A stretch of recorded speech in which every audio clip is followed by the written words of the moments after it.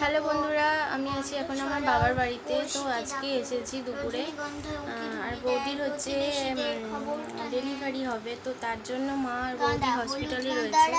আর আমার ভাইপো তো বাড়িতে আছে, তো দাদা আর বাপি ওরা তো কাজে কর্মে থাকবে। বাপি তো কাজে চলে যাবে, দাদাও কাজ করবে, তো ওকে কে দেখবে। তো আবার হচ্ছে ওর পরীক্ষা চলছে, তো সেজন্য আসতে হলো। সকলের কাছে এখন দুজনে পড়ছে। তাকাও, দুজনেই তাকাও।